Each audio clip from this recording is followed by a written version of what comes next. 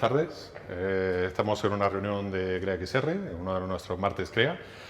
Para los nuevos y los que nos estén viendo por primera vez, CreaXR es una comunidad de creadores de realidad virtual, de creadores, usuarios y demás, que además también incluye pues, cositas pues, como por ejemplo lo que vamos a hacer hoy. Es un taller, charla, conversación sobre Blender para pues, darlo un poquito a conocer. Nos lo va a impartir Carlos Padial, aquí a mi derecha, y cuando el caballero quiera. ¿Ya?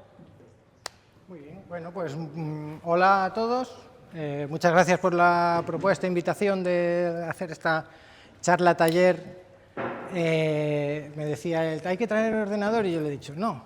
Y luego he llegado y he visto que otra gente no da tiempo a enseñar Blender en 2 horas. Entonces, lo que a mí me parece interesante es, desde mi perspectiva como artista, que uso Blender de una manera, en muchos casos, peculiar, mostrar por qué para mí es una herramienta muy definitiva. Bueno, eso. Espera, que tengo que poner aquí esto. Vale, tengo...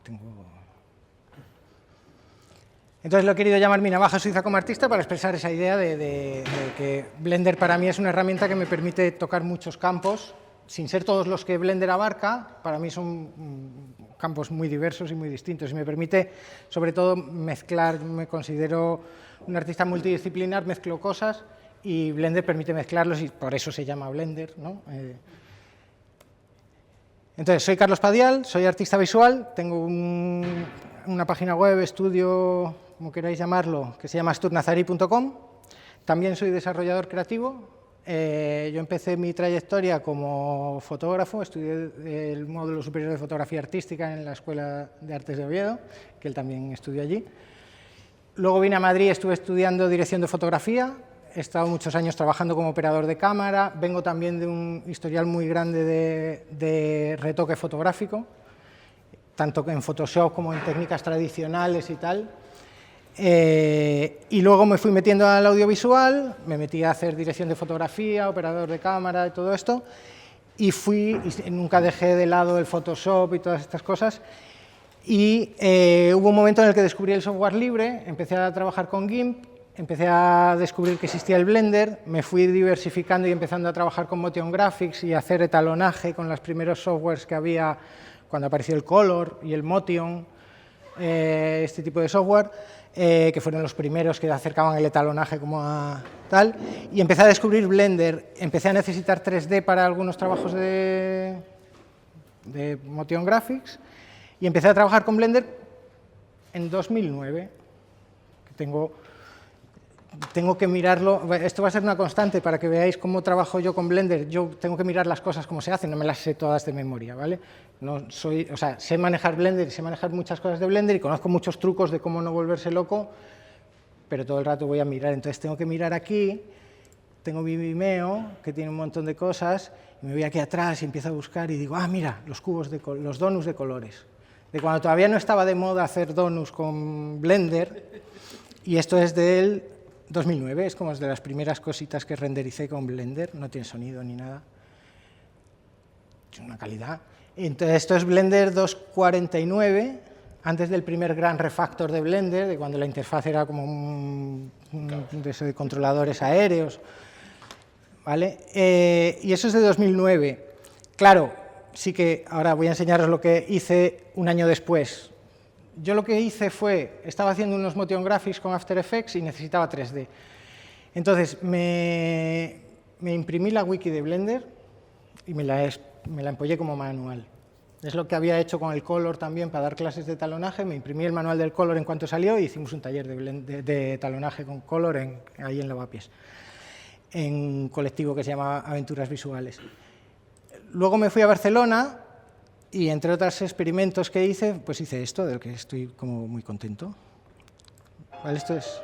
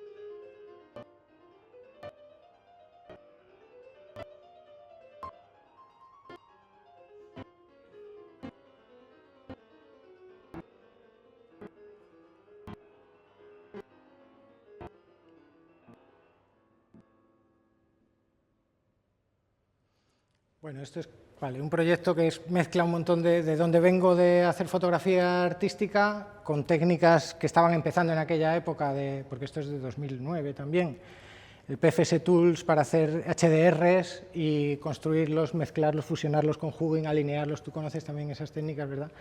Y luego montar toda esa parte del camera mapping en Blender, que hoy en día también es como una técnica muy conocida, muy tal, y yo descubro que, anda, puedo hacer esto y con pocos polígonos y sin romperse muchísimo la cabeza, ni shaders, ni tal. Entonces, empiezo a pensar que es una herramienta guay. ¿Vale? Bueno, pero vamos a... Entonces, no es del todo cierto que sea mi navaja suiza, no es Blender.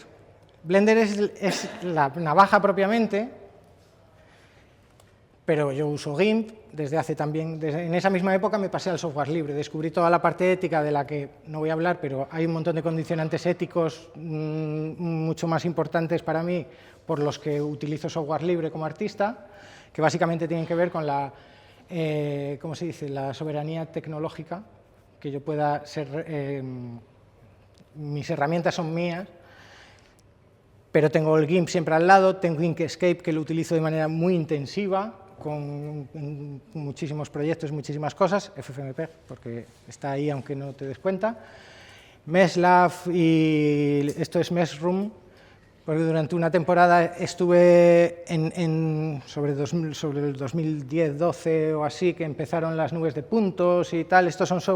Bueno, Meshlab es una herramienta para manipular mallas y Meshroom es para hacer fotogrametrías. Entonces, durante una época estuve utilizando mucho Blender con fotogrametrías, cuando empezaron a aparecer los Faro Laser Scanners y yo empecé a trabajar en mapping con Telenoica y cosas así.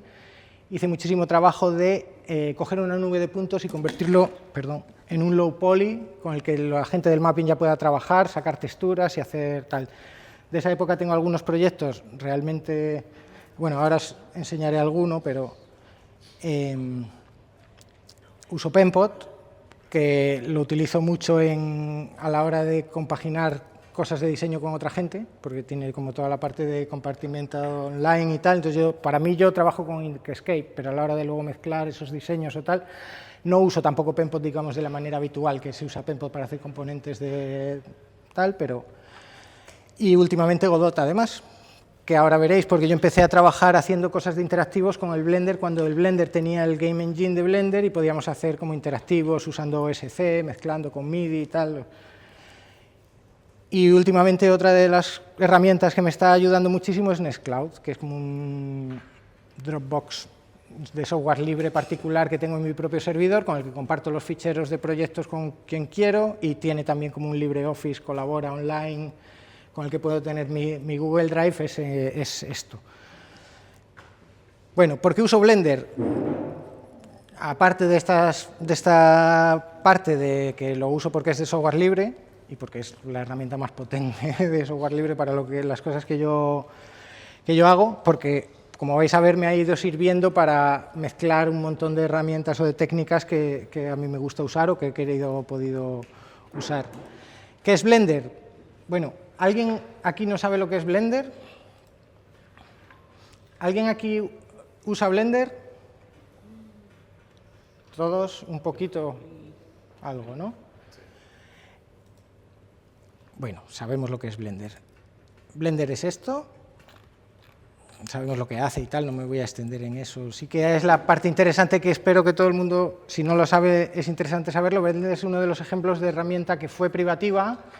Los inversores decidieron cortar el grifo porque no les salía rentable y entonces todos los usuarios, el bloque de desarrolladores y usuarios hicieron una apuesta de cuánto cuesta el código. Hicieron una colecta y compraron el código para liberarlo. Crearon la Fundación Blender, que básicamente lo que hace es gestionar que esa propuesta de que el código esté abierto se mantenga así, ¿vale? No lo sé. No lo sé, pero en la Wikipedia lo pone. Igual eran $100.000 o una cosa así. ¿Hay alguna situación en que directamente no lo han liberado antes de tirarlo a la basura, ¿no? Sí, pero esos son otros proyectos y además como que este es bastante más antiguo de lo que parece. De hecho, las versiones 1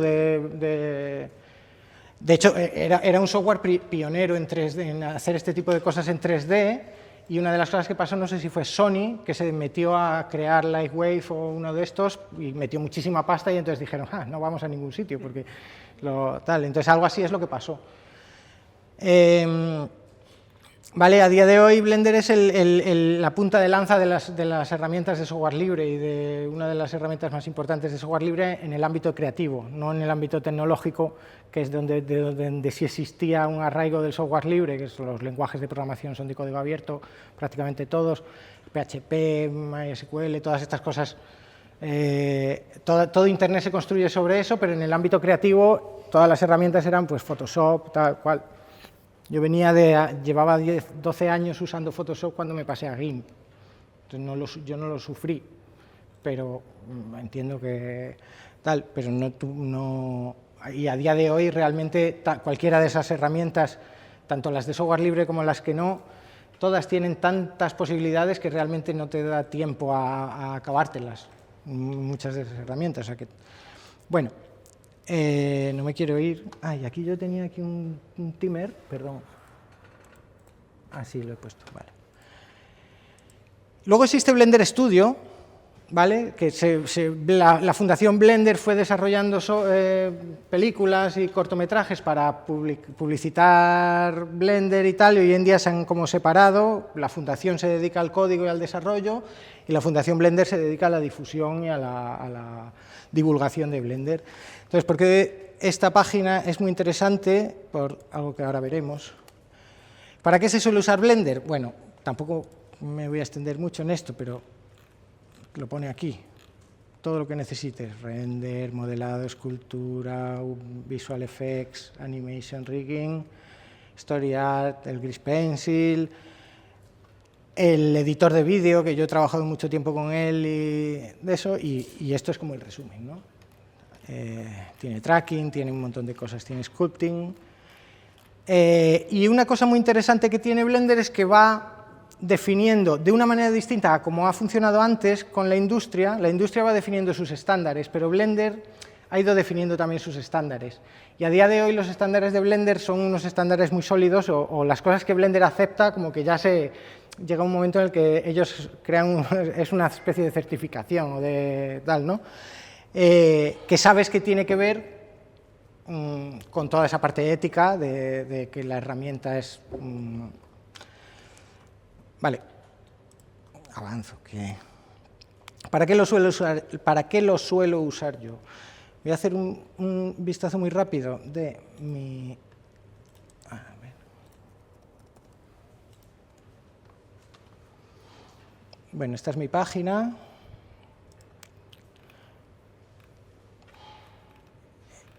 ¿Qué voy a hacer? Voy a poner aquí el portfolio.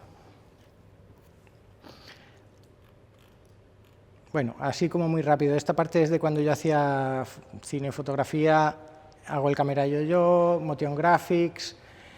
Empiezo a hacer mapping cuando me voy a Barcelona, me junto con el colectivo de Telenoike y empiezo a hacer proyectos de mapping.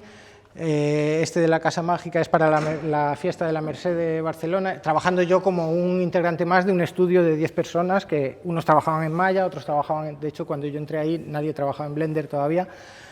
Esto también es otro de ese estilo.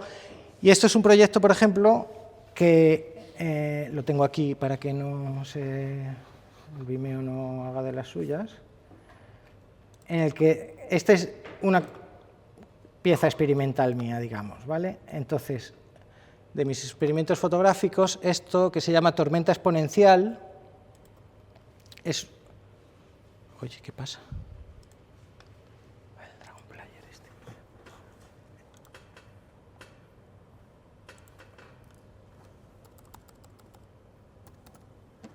VLC.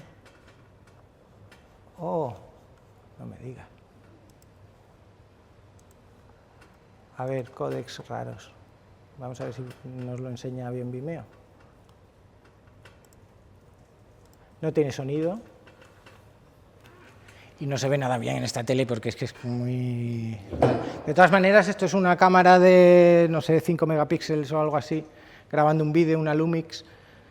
Y esto está todo súper roto, no es tan feo. Y todo el volumen que se ve en los tejados pues, es un poco más tal.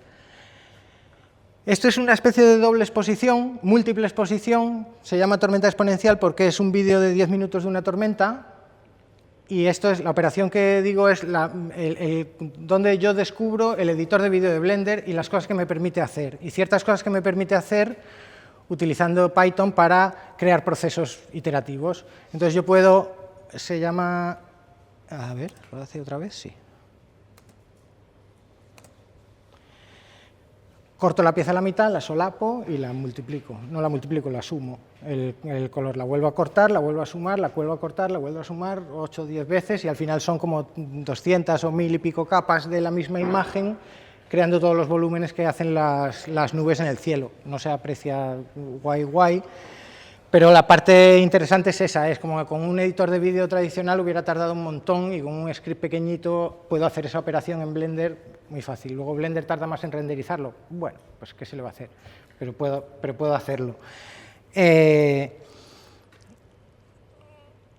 estaba viendo aquí? Ah, vale. Y bueno, sigo trabajando en cosas de mapping, algunas piezas de publicidad y cosas así. Esta es una de los proyectos guays. Este proyecto no lo voy a abrir, pero eso es una escalera del honor de París, en un palacio de cristal, para un mapping, y me encargan hacer el low poly para tal. Y es una nube de puntos de 5 o 10 millones de puntos en ficheros X y Z de texto de 500 gigas o 50 gigas, no será una burrada. Y ese proyecto, por ejemplo, lo pude hacer porque me hacía unos scripts en Python que cortaban las secuencias de puntos por lonchas, hacía las conversiones a low poly en esas lonchas y luego yo cosía las lonchas con Blender. ¿Vale? El editor de Blender es muy rápido para trabajar mientras se mantenga en un nivel de memoria razonable, y hoy en día eso es un nivel de memoria muy grande, hace 15 años eran menos tal, pero algunos de estos proyectos, hay uno aquí que no está, pero hice la puerta que falta de la Sagrada Familia, me trajeron la nube de puntos porque el estudio de arquitectura no podía moverlos con sus G5s, no podían mover la nube de puntos para pasarlo a low poly. Le ponían el DS automático y petaba. Y le hice eso, lo corté en lonchas y me lo hice con un netbook. Pero con un netbook, un ordenador portátil chiquitito, pero a base de cortarlo en trozos pequeños, haces ese proceso mucho más ligero y luego en Blender le vas cosiendo con los vértices de cada trozo y tienes el low poly y se lo das y ya está. Entonces, bueno, este proyecto es más guay, porque este proyecto es como de los proyectos en los que he participado. Yo hice una parte, hice la parte del modelado topológico y el desplegado de UVs de una nube de puntos del Pantocrator de Taul para Playmodes. Entonces, esto es una iglesia del románico, esto estaba arrancado, esto que está aquí es una proyección, esto es un mapping que hay estable en el Pirineo, en esta iglesia románica del año 1100. Hicieron una nube de puntos, sacamos el modelo, y luego unos ilustradores hicieron una recreación histórica y luego se montaron ahí un mapping de 6 pantallas que está ahora estable en el sitio. El original se arrancó, es un fresco que se arrancó en los años 20 y está en Barcelona, en el Museo Nacional de Cataluña. Y ahora la pared de la iglesia vuelve a tener el original proyectado en el sitio donde se supone que era. Es uno de estos facsímiles que tienen en ciertas cosas más valor que la propia pieza porque representan lo que es, donde es. Vale, entonces, bueno, pues este fue un proyecto bastante complicado, sacar todas estas formas y hacer un desplegado, porque es que no es, parece regular, pero no lo es, mirad, es que además, ¿veis que va girando? Parece ser que había una iglesia pequeñita y entraba la luz por una montaña. Construyeron una capillita y luego cuando fueron haciendo la nave más grande y cada vez una iglesia más grande, se dieron cuenta de que el sol no entraba en el ángulo tal y fueron corrigiéndola para al final poner un ventanuco allí, entonces como que la iglesia hace así. Bueno, pero es un proyecto que Blender me permitió hacer como muchos desplegados distintos, muchas maneras de trabajar esa malla, con técnicas que hoy en día ya son bastante de retopo y de tal. Hoy en día hay un montón de herramientas, pero las herramientas más interesantes que a mí me sirvieron para hacer este trabajo y que siguen sirviendo son los modos de visualización de Blender. El que tú le puedas poner un shader a una pieza, por ejemplo, a la malla muy tupida, yo le pongo un shader que me muestre las normales. Y entonces estoy viendo los relieves sin tener que ver la malla ni los vértices. Y contra eso uso un modificador String Warp, que es como que se pegan un objeto contra otro, lo proyectas, y entonces yo proyecto mi low poly a medio construir, y lo voy detallando en low poly, todo el rato en low poly, conforme le voy metiendo vértices se van haciendo snap al objeto. Entonces, el jugar con que le puedes poner dos visualizaciones totalmente distintas a los objetos, en todas las posturas en las que lo mires estás viendo las dos informaciones. A uno le ponía el alfa con la transparencia y un color como fuerte, y al otro le ponía las normales, y entonces tú estás viendo siempre en qué dirección cambia no sabes la dirección, pero sabes que hay un cambio, entonces ya como que... Y entonces trabajas muy rápido haciendo la topología con una técnica así, porque tienes la malla como muy tupida con triángulos guarros, y proyectas tu otra malla y la vas segmentando y cortando y le vas metiendo detalle y polígonos donde necesitas y tal. Entonces son cosas que en Blender, que luego os voy a enseñar un par de cosas de Blender que tienen para ese tipo de cosas. ¿El qué, perdón? Playmoss, había una obra de Playmoss en esta sala. ¿Ah, sí? Ah, mira. Playmobil los conocí cuando viví en Barcelona, entré en Telenoica y estuve haciendo un montón de años de cosas con Telenoica. De hecho, hubo una temporada en la que yo hacía la documentación, se hacía un poco entre todos, la documentación de los eventos y las actividades de Telenoica. Le voy a dar al play, pero bueno, el contenido no tiene... Bueno, es una sesión de los viernes de Telenoica. Pero la cosa es que teníamos, como grabábamos contenido todos los viernes o todos los tal, pero luego había que montarlo, y no había pasta tampoco para montarlo.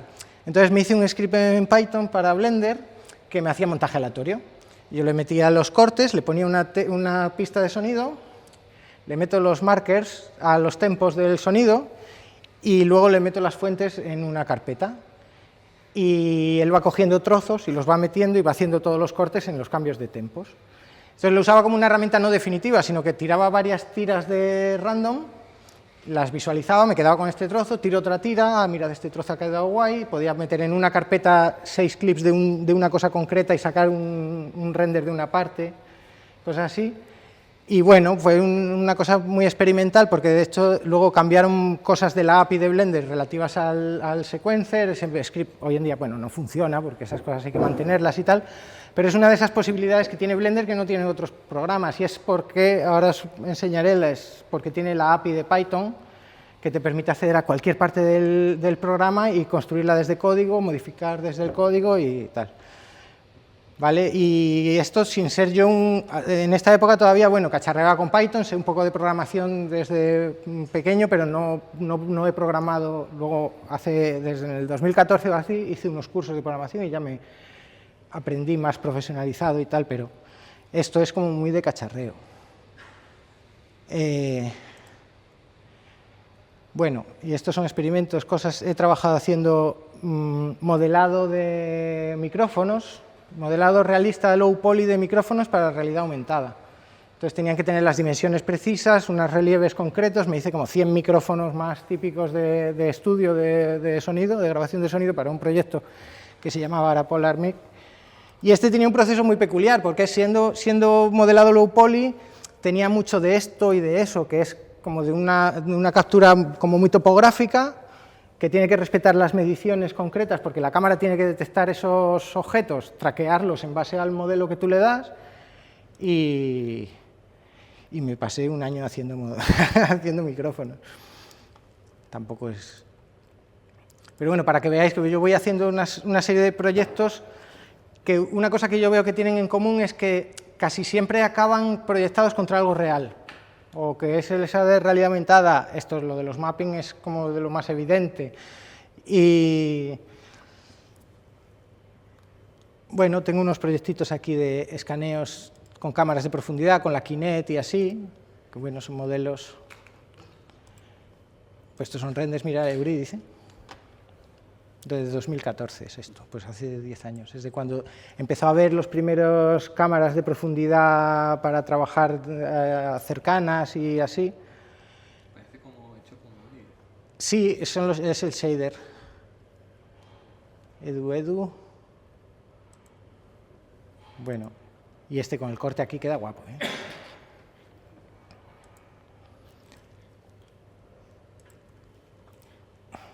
Vale, luego he hecho técnica de mapping también. Al final me estoy saltando el orden de lo que yo quería hacer, ¿vale? Pero bueno, voy a volver un momento a esto. Tampoco he tenido mucho tiempo de preparar esto, está medio improvisado, medio tal. Pero bueno, veis un poco por encima por dónde el tipo de proyectos que estaba haciendo, o los más así tal. Esto es un mapping que hice con Alba Corral, este también. Este es una dirección técnica que le hice a Philip Roca, aquí en Madrid, que era para el Thyssen o algo así, y que ahora os enseñaré una cosa para la que uso yo Blender desde la época de Telenonica, es para previsualizar los mappings y hacer previsiones con el Game Engine o con tal, de cómo se va a ver en tiempo real, una simulación de cómo se va a ver para ver si un truco de perspectiva funciona o cosas así. Entonces poder darle al play y moverte desde dentro, que ahora está como muy de moda, muy de moda, bueno, pero se hace con Unreal, se hace con tal, pues con el Game Engine en el 2012 lo estábamos haciendo ahí en Telenonica en el taller. Estos son experimentos con Geometry Nodes, el proyecto de Game Artopia, que es un videojuego, todo el material, el diseño de arte lo hice con Blender, otro mapping. Esto es un juego de realidad virtual que muchos conocéis porque lo he presentado aquí de tal. Esto es una escultura de papel y luego os enseñaré, también lo he hecho con Blender. Esto es un proyecto de realidad virtual y este es el mapping que hice el año pasado para Penpot, que tiene también otra parte que luego os enseñaré un poco mejor, más de cómo está hecho y tal. Entonces, vamos a esto que seguramente os interese más que oír de mí, pero me lo habéis pedido a mí, así que... ¿Cómo aprender Blender sin volverse loco? No podéis. Pero hay algunas maneras de que parezca que no te estás volviendo loco, ¿vale? Entonces, la primera, y además hoy he entrado a buscar los links y tal, y me he encontrado la sorpresa de que la semana pasada o hace 2 han publicado una renovación de esto. Entonces, dentro de la Blender Studio hay una serie de contenido de entrenamiento gratuito y luego hay otro que es de pago. Bueno, ya sabéis que Blender no es gratis, Blender hay que pagarlo, lo que pasa es que no estás obligado a pagarlo. Yo llevo pagando Blender mi cuota mensual desde mucho tiempo, desde casi que empecé, pero algunas cosas como esto merecen la pena porque tú pagas tus 10 euros al mes, como Netflix o no sé qué, y tienes aquí, yo sí estoy logueado, y tienes un montón de training oficial de la Blender Foundation, del estudio Blender. Tienes todos los materiales de todos los cortometrajes, puedes meterte a ver la documentación de los cortometrajes, de cómo está hecha, entrevistas con los artistas, explicaciones, workshops, hay un montón de material. Y hay el Blender Fundamentals, que lo acaban de actualizar a la versión 4.5. La 4.5 es LTS, Long Term Support, que es como de estas que van a mantenerla un montón de años. Entonces son las que merecen la pena. Yo tengo aquí, no sé si aquí se ve, bueno, aquí no se ve porque tengo el board aquí. Suelo tener instalado una versión de Blender LTS y las últimas versiones de Blender para cacharrear con alguna cosa nueva. Pero casi siempre voy trabajando con la LTS, que es la que tiene menos bugs y menos cosas raras y tal, y cuando necesito algo me voy y hago ese algo en otra versión. Incluso muchas veces me ha pasado para un proyecto concreto, pues como el mapping del Casanavas, había un plugin y una serie de efectos que me funcionaban en una versión antigua. Siempre puedes irte a la Blender Foundation y en Download luego hay versiones antiguas y tienes todas. Te vas a la versión en la que funciona tu script, te instalas esa, te haces esa escena, te la llevas y sigues. Entonces, bueno, este en concreto es todo gratuito. Y son una serie de vídeos para aprender todos los pasos de Blender, todos los apartados de Blender, desde los primeros pasos, navegación, modelado, tal cual. Entonces, realmente si queréis aprender Blender, esta es una fuente... ¿Cómo? A currar. Bueno, claro, hay que hacerlo, no es andar en bici, que tiene lo suyo también, hay que sentarse y andar en bici y pegarse un par de hostias y todo, pero es que está aquí y además está actualizado, o sea que está muy guay, porque lleva unos años sin actualizarlo y tiene muy buena documentación aquí. No sé si estarán subtitulados en castellano o tal, pero imagino que, bueno, hoy en día esto es mejor aprender inglés a la vez que... Yo aprendí más inglés al meterme ya a saco en Blender. Vale, entonces esto es una cosa muy útil. Otra herramienta que yo conozco, que merece la pena pagar por ella, que es a ver... Hay varios sitios, los voy a buscar en Gumroad porque yo lo compré aquí, pero creo que también se puede comprar en el Blender el Blender Market, que se llama... Sí, Blender Secret, yo lo he visto, pero no, enséñame . Perdón.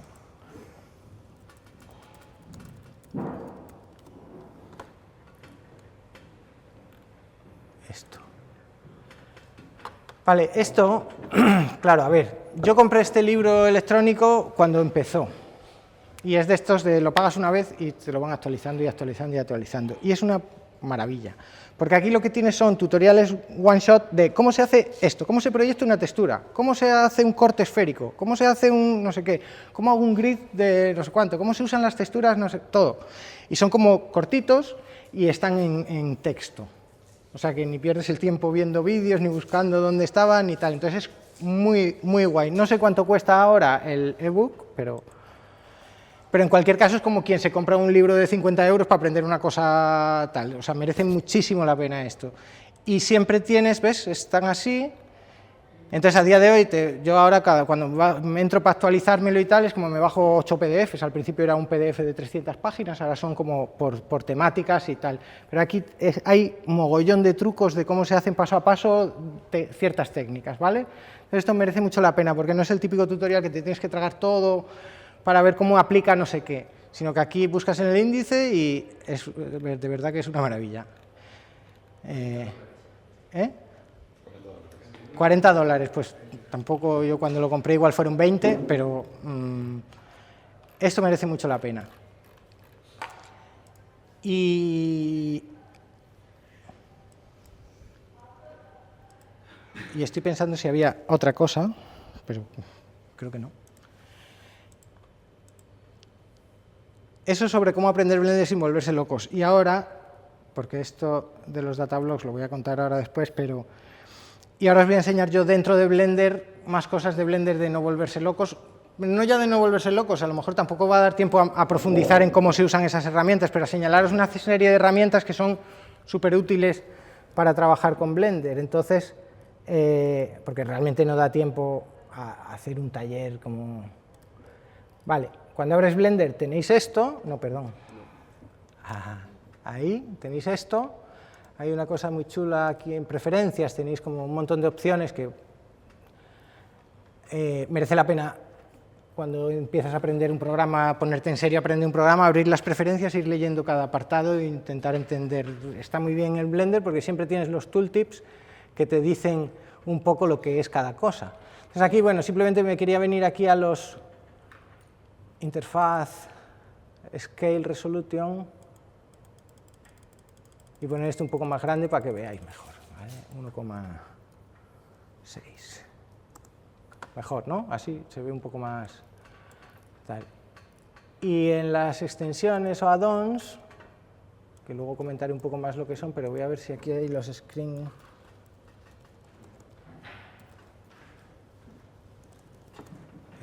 Es que ahora han abierto esto de las extensiones y entonces... Screen extension, no, el que tengo allow internet access. Screencast keys. Entonces esto lo instalo y se supone que ya estará puesto. Y aquí en el panel lateral tengo Screencast keys, activar, y ahora cuando yo le doy aquí se ven. Vamos a poner las más grandes. ¿Qué está pasando? 20. No me lo ha cogido. Ahora. Vale, y aquí se ven los atajos de teclado para...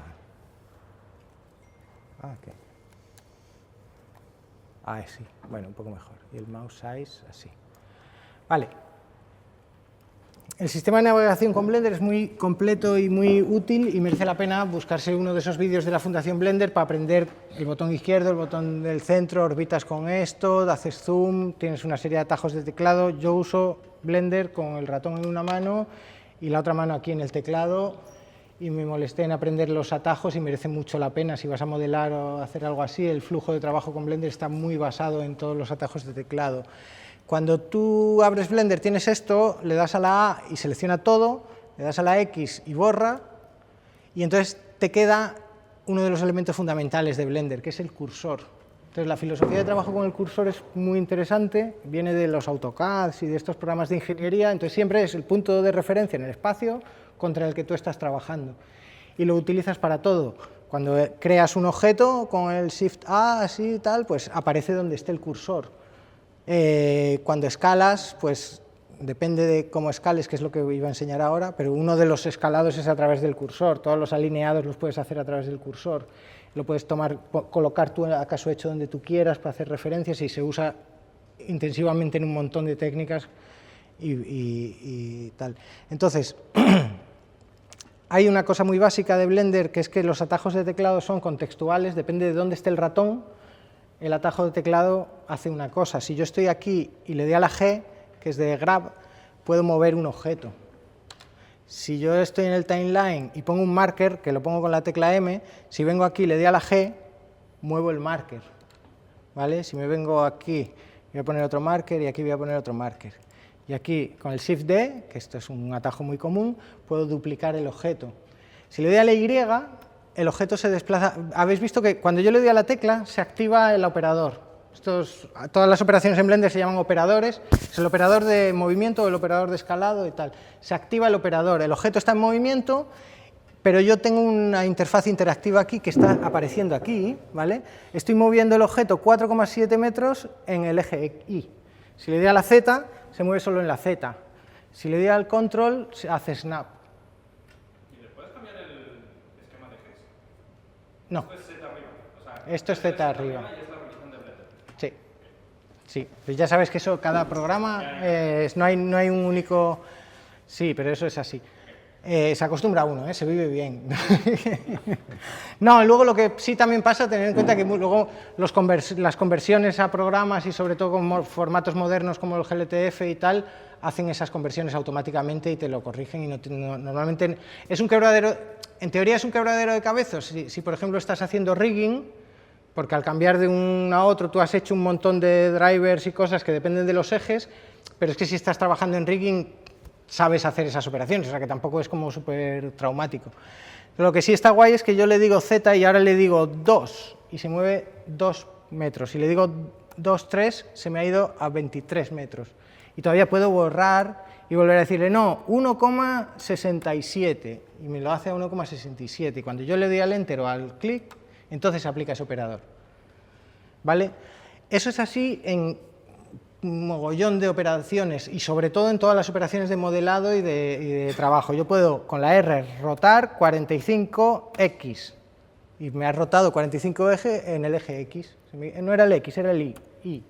No eran 45, eran 15. Es como muy interactivo, da igual el orden en el que lo escribas, puedes escribir RI15 o R15I o siempre primero la operación. Entonces con la S escalas, con la R rotas, con la G mueves, con la A seleccionas y con los Alt normalmente anulas lo que sea, con Alt A deseleccionas, pero bueno, ahora no, porque no tal. Entonces roto esto 45 grados en el eje X.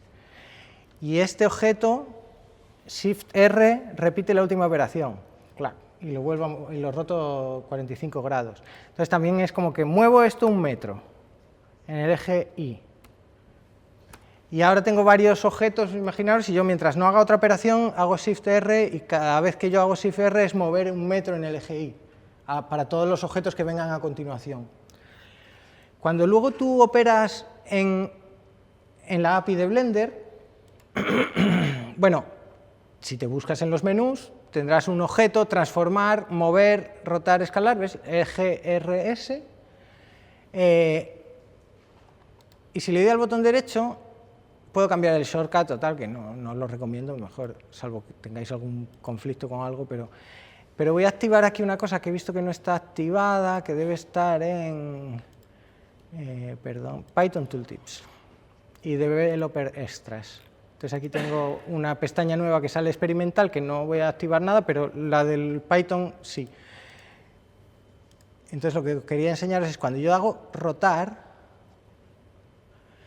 veis que pone Python, BPI, Ops, Operator, Transform, Rotate. Y dentro del paréntesis, los grados que lo vas a rotar. Y el objeto, ¿dónde está? El objeto es el objeto que esté seleccionado en ese momento. Por eso puedes repetir la operación contra cualquier objeto que selecciones.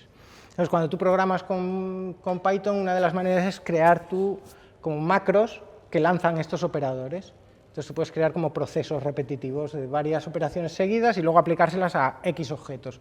O hacerte un script que para cada uno de los, haces un bucle for, para cada uno de los objetos seleccionados, hazle esta operación. Entonces, bueno, vais viendo cómo esto es una constante en Blender. Fijaros esto, aquí yo tengo la rotación. También podría acceder con la API de Blender, puedo hacer BPI Data Objects Cube001, que es el nombre de mi objeto duplicado, .rotation Euler, y ese 0 porque estoy mirando el eje X. La rotación en Euler son un vector de 3 ejes, que son el X, el Y y el Z. Entonces, si accedo al rotation Euler 0, lo que hay en esa variable es los 45 grados. Y ahí le puedo decir, esto igual a 30 grados, y el objeto se pone a 30 grados.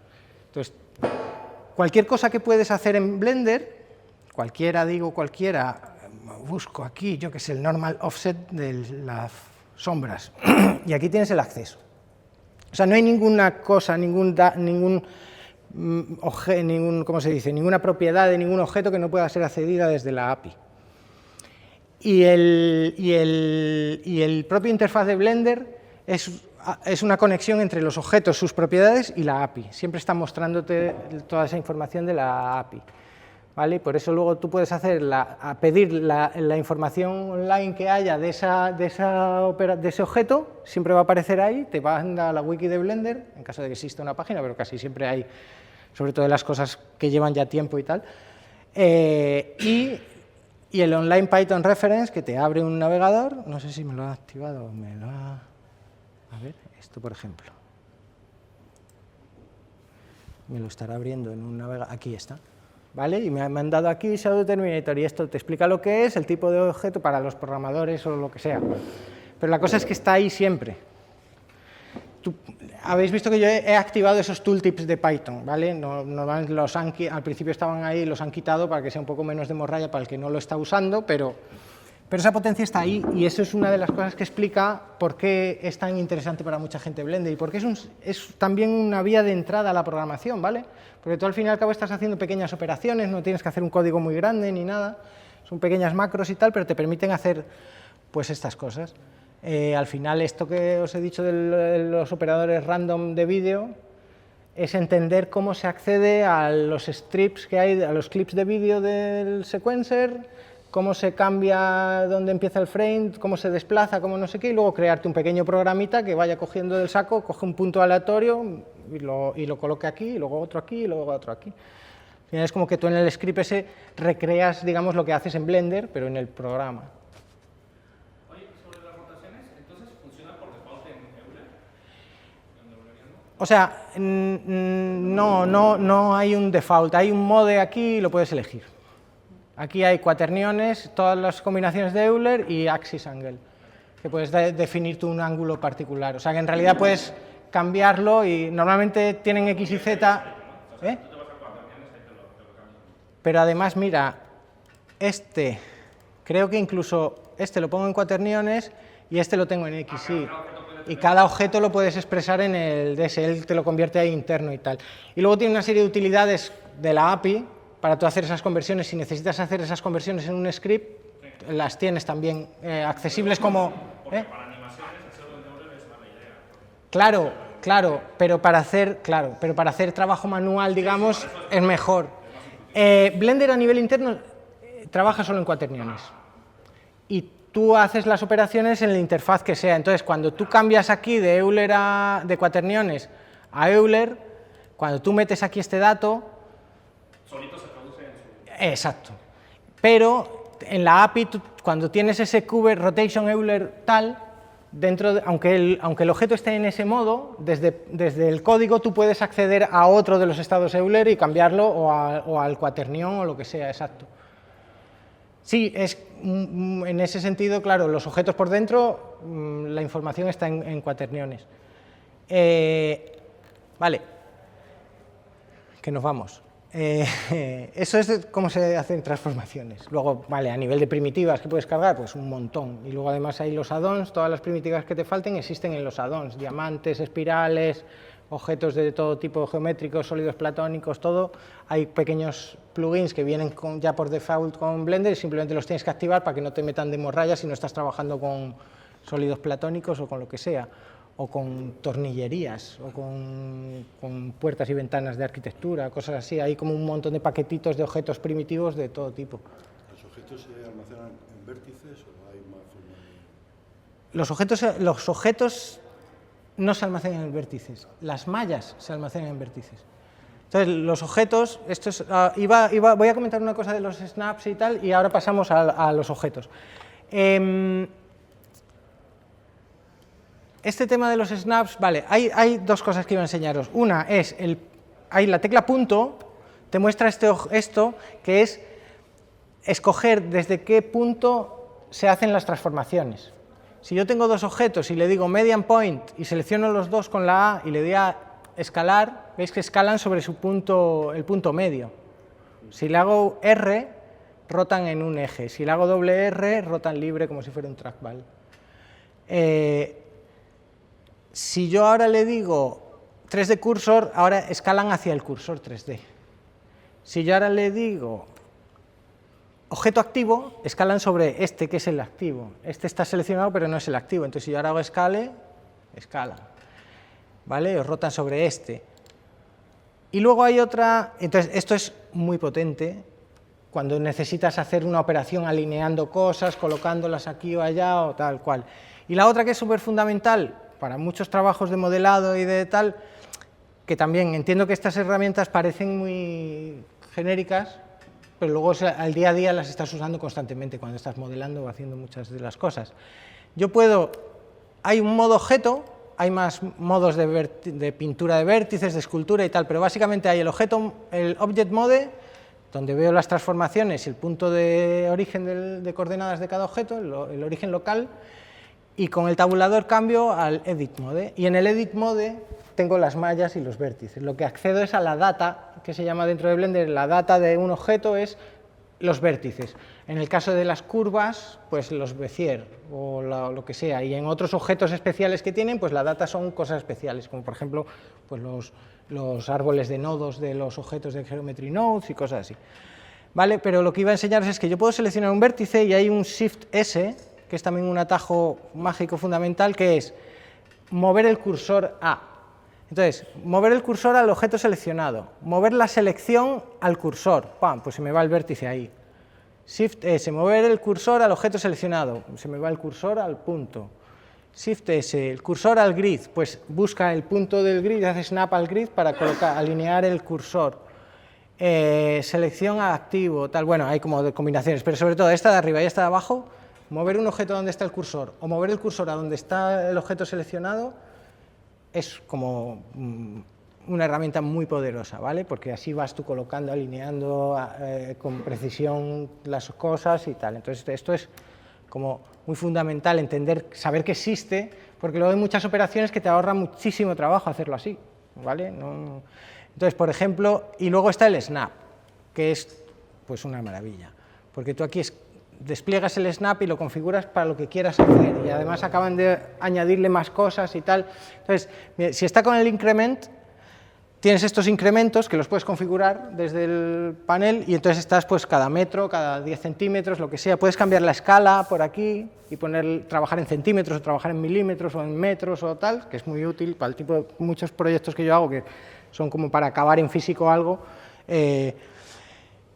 Puedes alinear al grid, puedes alinear a los vértices de tu objeto o de otros objetos, puedes alinear a las aristas, a las caras, a los volúmenes, a los centros de las aristas, a los perpendiculares de las aristas, puedes hacer proyecciones de unas caras contra otras, y puedes ajustar eso además como teniendo en cuenta las partes traseras de los objetos o no teniéndolas, como selecciones excluyentes, no sé qué, cambios de los incrementos de rotación. Bueno, ahora tienen uno muy guay que es el del snap a los, creo que es face, no lo veo, align rotation to target.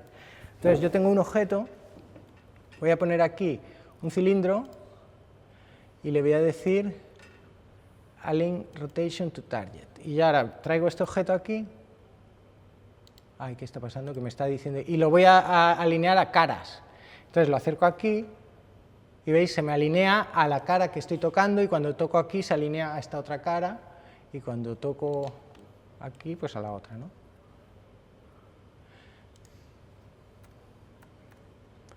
Ah, por cierto, también otra cosa interesante, este global, normalmente cuando yo hago GY es la Y local, pero si hago Y otra vez, ahora es la Y global, no, perdón, era la global y cuando lo haces dos veces estás haciéndolo en el eje local del objeto. Entonces simplemente con el atajo no tienes que andar cambiando el modo, pero si quieres cambiar el modo aquí puedes decirle, no, quiero trabajar en local y le quiero que me muestre el gizmo de... ¿Dónde está? Aquí. Tú puedes pedirle que te muestre estos tres y entonces ves, yo tengo ya los ejes aquí locales, globales, que serían los de la grilla esta, o de las normales de cada cara, o unos cuantos más, ¿vale? Un eje del cursor, porque el cursor puede estar rotado y cosas así.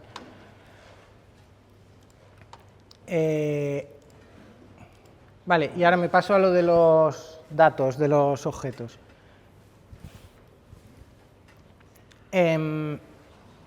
Vale, hay otra cosa muy interesante del Blender que se llaman los data blocks, que de los que usáis Blender, ¿quién sabe lo que son los data blocks? ¿Os suena? Tú sí. Pero además... Son como las megas, ¿no? Álvaro estuvo en un taller mío. Los data blocks es otra de los conceptos de cómo funciona Blender por dentro y que es súper interesante y además para entender todo el tema. Entonces, tampoco me quiero extender muchísimo, pero mirar, cuando yo tengo un objeto, ese objeto es, esta pestaña es el objeto y tiene Location, Rotation, Scale, que es de este punto, del origen de coordenadas de ese objeto. Pero el objeto puede ser vértices o puede ser cualquier otra cosa. Y luego tengo esta otra pestaña, se me ha movido esto mucho. Tengo esta otra pestaña que es el data, que en el caso de los objetos con vértices y aristas, pues son el conjunto de vértices, aristas y caras que forman ese objeto y las normales de esos vértices y tal. Todo eso es accesible desde las APIs de Python, pues dentro de cada objeto, si pones el object.data, ya tienes eso, y ahí ya pides vértices, pides aristas, tal, y tienes pues tus arrays de puntos en el espacio con todo eso. Que aquí los editas, simplemente te pones en el modo Edit Mode y entonces estás accediendo. Aquí tengo para seleccionar vértices, seleccionar aristas o seleccionar caras. ¿Vale? Entonces básicamente se guardan así, en el data. Entonces, ¿qué tiene interesante? Que cada uno de estos desplegables que son así, ¿veis? Todos estos son todas las mallas que hay en mi proyecto ahora mismo. Hay un cilindro, 2 y 3 cubos. Un cubo que tiene un 0 porque está en memoria, pero ya no se está usando, es el cubo que borré al principio, ¿vale? Y son 3 cubos que son iguales en el sentido de que tienen los mismos vértices y se originaron desde la misma primitiva, pero son distintos cubos. O sea que si yo cojo este cubo y lo muevo así, perdón, le voy a poner el desplazamiento normal, selecciono esta cara y la muevo así, y ahora tengo este cubo que es un rectángulo, ¿vale? Y este es el cube, y le puedo cambiar el nombre, cube rectángulo, ¿vale? Y este es el cube 1 que se llama cube 2, bueno, porque ha ido cambiando, porque el primer original se llama cube y su data se llama cube 1, entonces le podría cambiar el nombre, da igual. El caso es que yo a este cubo rectángulo usa el data cube rectángulo y este cubo usa ese data, pero yo le puedo decir que use también cube rectángulo. Y ahora me aparece un 2, se convierte en un rectángulo, me aparece un 2, que significa que hay 2 objetos que comparten esa data. Y si yo edito esta data... Ay, perdón, que se me está yendo... Son como instancias. Son instancias. Cada objeto que usa la data se construye como un... Si comparten la data, son instancias. Pero son instancias solo a nivel de la data, porque este puede tener una rotación y el otro puede tener la otra, porque la rotación pertenece al objeto, no pertenece al tal. Y puede tener una escala distinta a este y este la otra, pero siguen siendo, ¿veis?, la misma malla. Y eso es una cosa ya interesante, porque a nivel de memoria solo hay un rectángulo. Y cuando este objeto es un objeto de una escena de videojuego o de algo así, pues son instancias. Y entonces, a nivel efectivo, están siendo instancias en el viewport de Blender. Aquí, donde se selecciona Perdón, ¿qué pasa aquí? ¿Se me ha colgado? Bueno. ¿Qué ha pasado? ¿Qué ha pasado?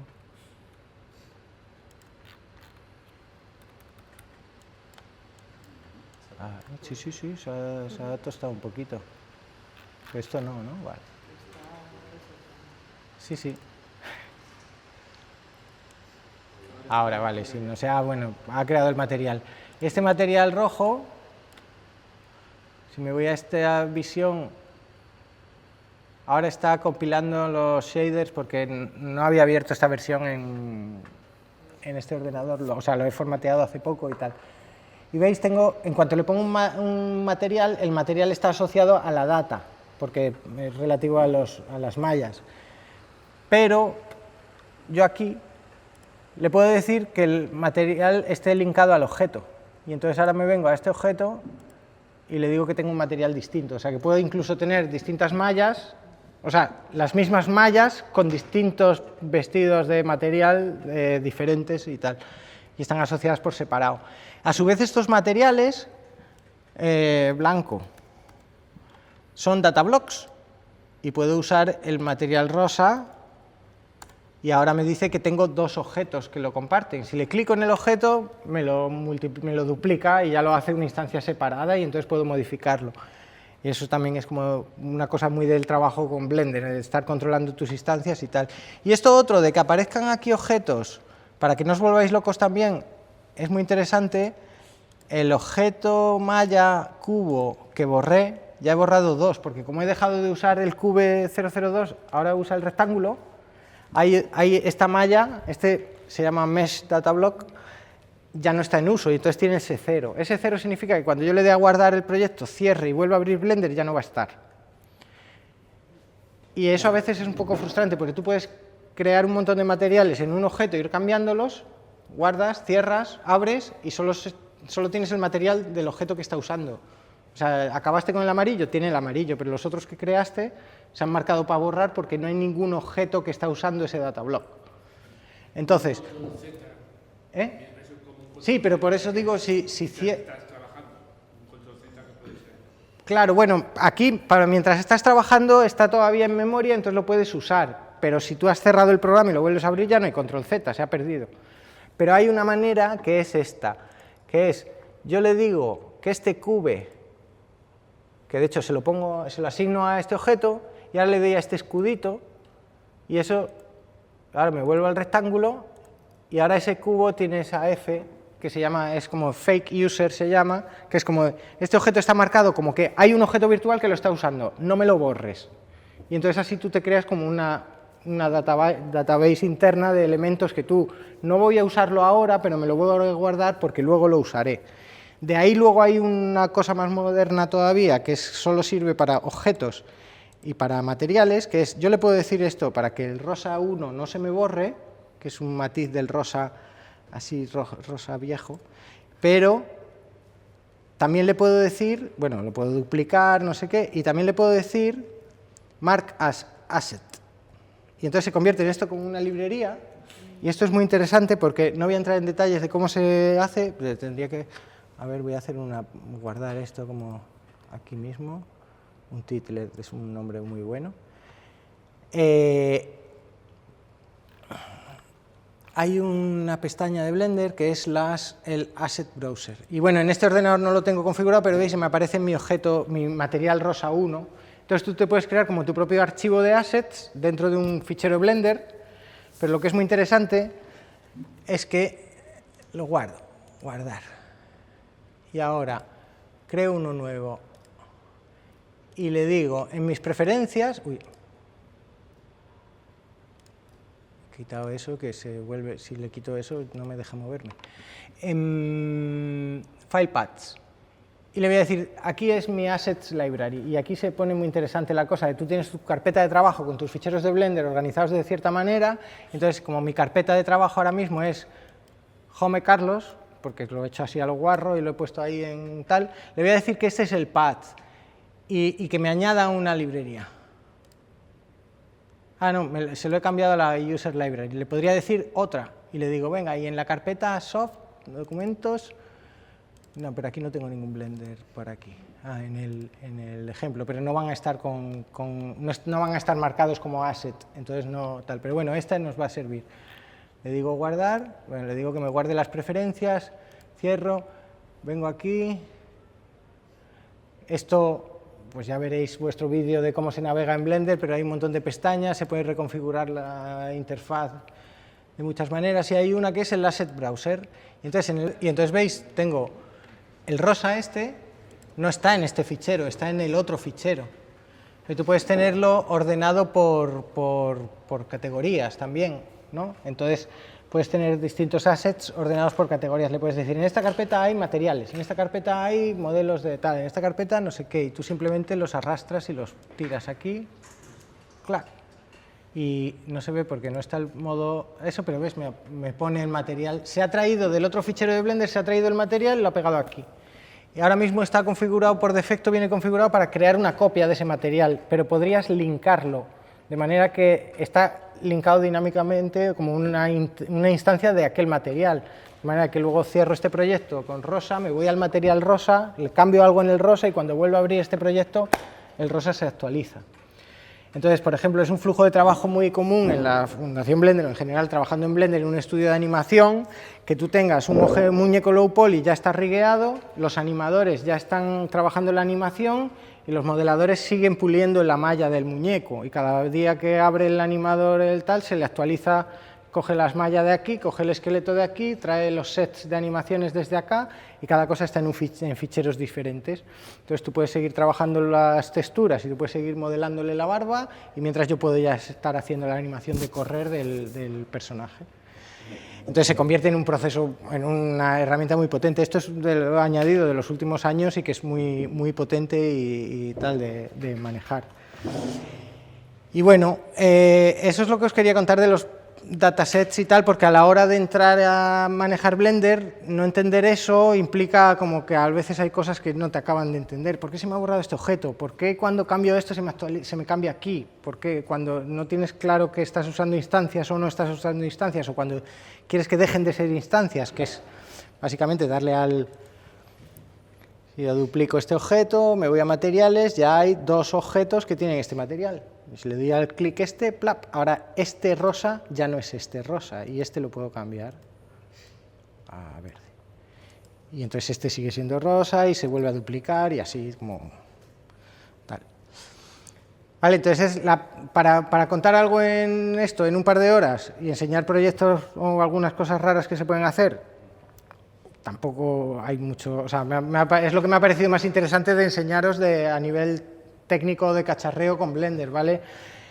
Que merece mucho la pena aprender esos atajos de teclado y esas herramientas para mover y transformar y tal, y cuando manejéis eso luego pues empezáis a explorar qué son los modificadores, que son modificadores para distorsionar los objetos, para hacer en espejo, para hacer deformaciones, para proyectar uno contra otro, hay un montón, es como... Y al final todos acaban siendo como combinaciones en las que se usan datablocks, objetos, el objeto, el material, tal, y en los nodos pues funciona parecido, porque cuando tú creas un sistema de nodos complejo, entonces aquí no os iba a enseñar, no os puedo explicar en el tiempo que hay además tal, pero sí os iba a enseñar pues la bugambilla, por ejemplo, y el otro que son los dos que mandé el link, a ver, cursos, muestras. Esta bugambilla, pero os puedo enseñar el vídeo. ¿Vale? Esto es una bugambilla hecha con Geometry Nodes que se crece y brota, ¿vale? Y esto lo usamos en el mapping de Casa Navas que hice con Alba. Era una casa modernista y tenía muchas vidrieras con flores, tal cual.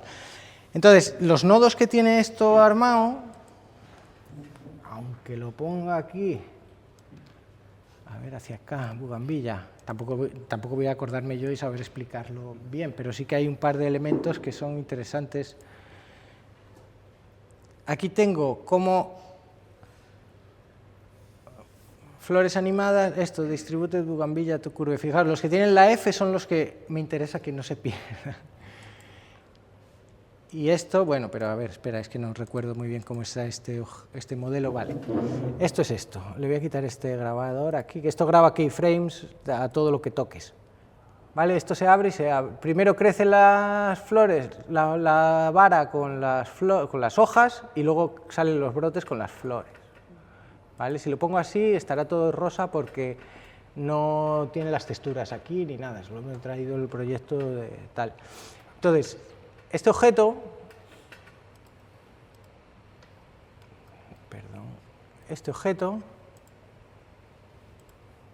en realidad es un cubo, bueno, pero porque está asociado a una curva Bézier y entonces se reconstruye ese objeto. Es un cubo que dentro tiene todo el proyecto de Geometry Nodes, que es esto que se ve aquí. Me vengo aquí a modificadores, Geometry Nodes, esto.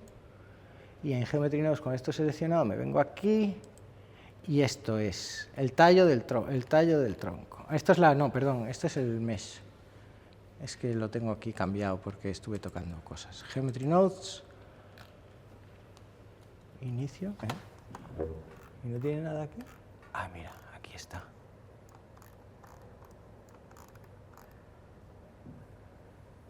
Y todo esto es rama engorda y cambia material, porque conforme va brotando y haciéndose más grande se va volviendo como un material como de corteza dura y al principio es una vara verde y se va convirtiendo pues como una bugambilla que se va haciendo la corteza. Y esto, dentro, es todo esto. Y aquí, por ejemplo, hay este objeto, que son unas utilidades que saqué de algún sitio, que hace una operación que a su vez es esto.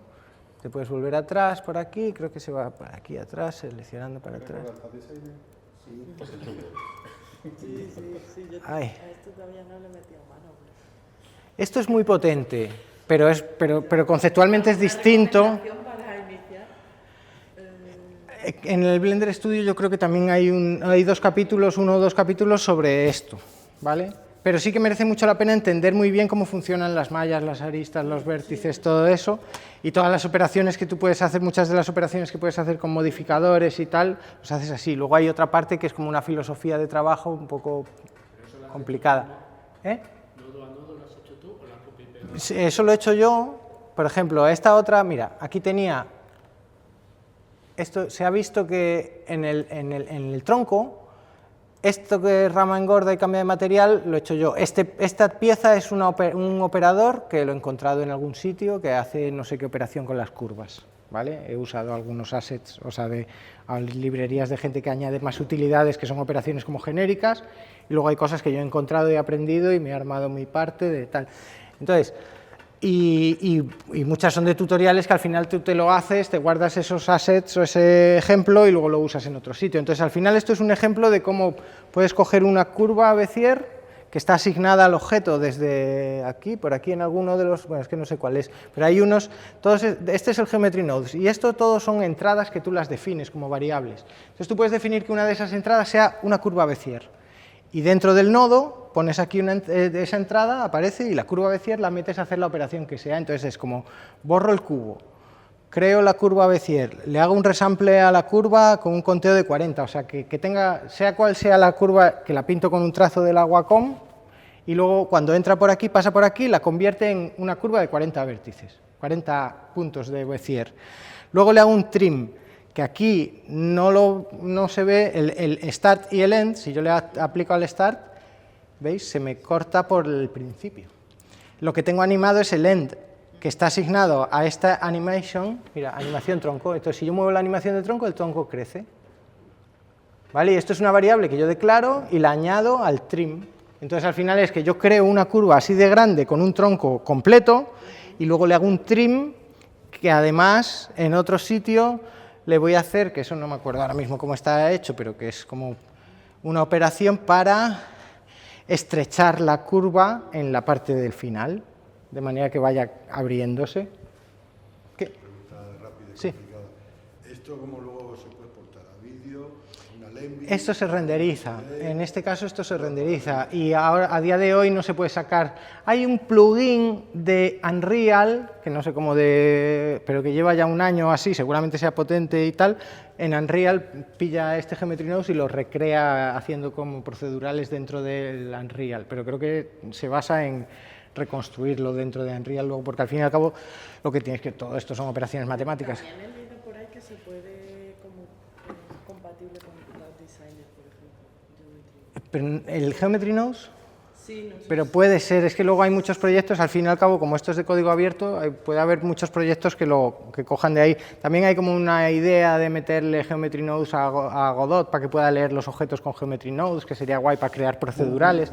Pero al final, por ejemplo, yo en los... al final de lo que depende es del proyecto que uses. En este caso, al final es un render.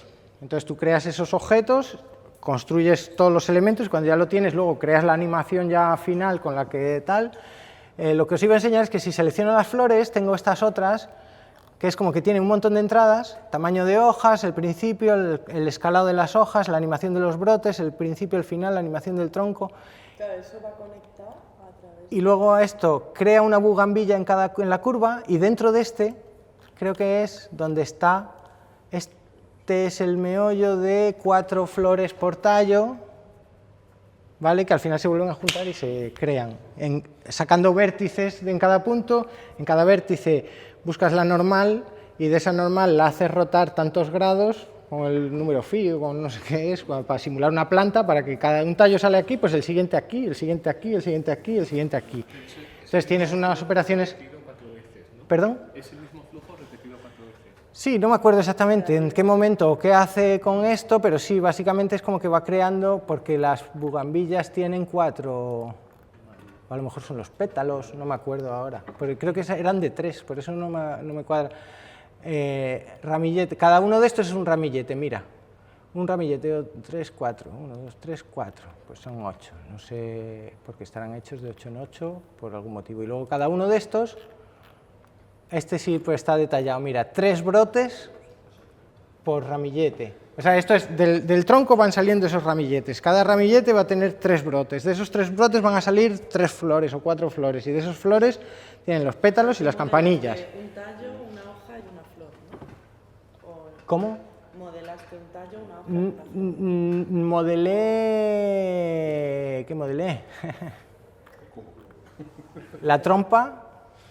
No, ¿cómo es? La trompetilla, mira, está la trompetilla, los pétalos por separados y luego esto es la flor ya animándose. O sea que en realidad son, mira, son estos assets que están ocultos. Hojas, ramillete, pétalos, trompetilla, pues estos son, mira, trompetilla. Si me pongo aquí, selecciono la trompetilla, le doy a la barra, esta, no, esta. Ay, no me deja, bueno, es que no tengo el... Ah, aquí. A ver. Si tengo la... Ah, vale, es que no me deja, si no la visualizo, no me deja seleccionarla, ahora sí. Esta es la trompetilla. Esto es una de las cosas que está modelada. Y los pétalos están aquí debajo. Claro, ni siquiera una flor. Vale, son 3 pétalos muy sencillos con una textura pegada, que la textura no es procedural, por eso no sale ahora así de tal, y luego están como colocados. ¿Qué pasa? Que luego esos pétalos tienen, que creo que eso sí se va a ver bien, a ver si vuelvo a... Aquí, la rama con 3 hojas, tiene una deformación, un escalado, y en algún sitio por aquí habrá un random value, para que haga una pequeña deformación y rotación de cada pétalo para que no esté en el mismo sitio, de cada hoja para que no esté en el mismo sitio, y así. ¿Vale? Rotar de instancias según este vector de las instancias que vienen de este árbol, ¿ves? En espacio local, por ejemplo. Pues yo qué sé, es que al final todo esto son como las operaciones que vas construyendo y al final muchas veces lo que haces es como sacas una rama, sacas un operador para tener la X, la Y, la Z, la operación matemática que hagas en la X, lo vuelves a juntar en un vector, ese vector se lo asignas a la rotación, esto tal. Entonces, son muchas cosas, pero al final, bueno, son... Claro, que no digo que es fácil, pero pero al final, bueno, lo que tiene es lógica todo, ¿no? Entonces, al final hay muchos ejemplos de estos, de proyectos que vas haciendo, de tutoriales y de tal, vas entendiendo como operaciones, como por ejemplo sacar la normal de un punto con el producto vectorial o con el producto, nunca me acuerdo, yo los busco luego otra vez en mis... El dot product o el tal, uno te saca la perpendicular y la otra la normal, ¿no? Como sea. Entonces tú con eso consigues la información que necesitas. Luego hay otros en los que son los modos de selección, que son estos greater than. Entonces tú puedes poner y decir, estoy cogiendo todos los... Tú puedes, en el árbol de nodos este está muy guay porque tú puedes meter un objeto, la geometría de un objeto, y hay un selector que dice las aristas.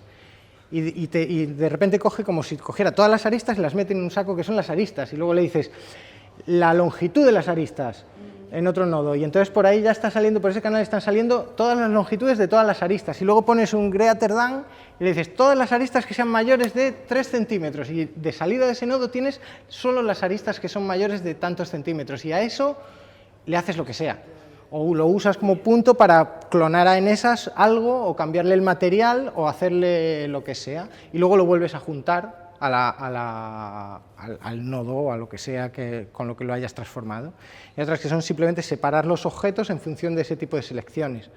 Y dices, hay un objeto, por ejemplo, que todos estos verdes son geometrías, ¿no? Y esas geometrías son todos los mallas, vértices, aristas, tal. Entonces tú puedes decir, sepárame todas las que son con un modo de selección, que son estos rosas. El rosa define estos selection rombos. Tú defines aquí con una de estas cosas, como por ejemplo una selección, las aristas que sean mayores de no sé qué, la salida esta es rosa, la podría enchufar aquí y todo lo que cumpla esto se convierte en una selección de lo que va a operar este nodo. Y hay un nodo que es un split, que es simplemente lo que cumpla sale por aquí, lo que no lo cumpla sale por allá. Y a una cosa le haces una cosa y a la otra cosa le haces otra, y luego lo vuelves a juntar. O una la descartas y la otra con la otra operas.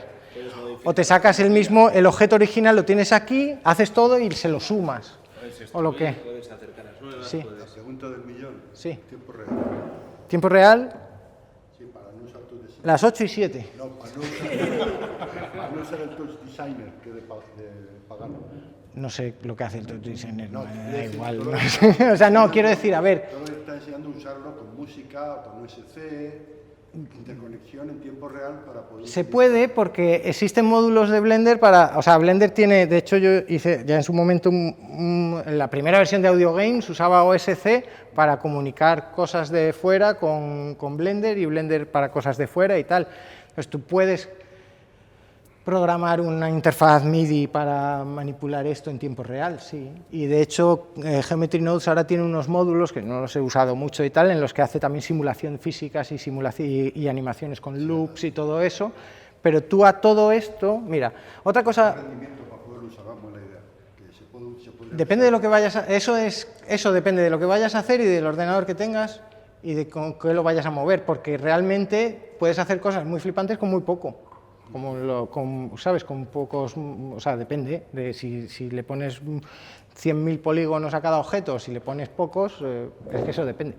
En alemán que hace música con osciloscopios tiene un plugin para conectar Blender en tiempo Hay unos plugins que son de OSC en los que tú en el panel aquí defines las variables que quieres recibir con OSC, lo conectas, los puertos y no sé qué. Y entonces, ¿qué es una cosa interesante? Mira, vamos a hacer un ejemplo rápido y ahora veis. Entonces, lo que se llaman los drivers, que es una cosa súper potente y guay de Blender. Yo tengo este location y ahora pongo aquí un objeto, que es un empty, que es un punto en el espacio simplemente, ¿vale? Lo voy a poner aquí. Esto es un objeto que no tiene data.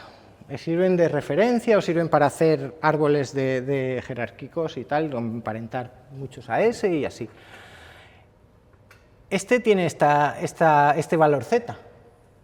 Y yo le digo... ¿Qué le digo? Le digo... no, add driver. No, perdón, me vengo aquí. Y le digo el z... No, sí, la rotación en el eje Z, y le digo Open Drivers Editor. Perdón, me tengo que crear el driver, Add Driver. Ahí. Añadir driver. Script de... script de expresión. Y la expresión es la variable más 0.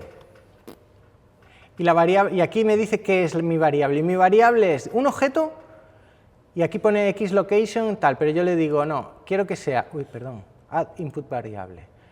Selecciono con el cuentagotas el empty. Editar el driver.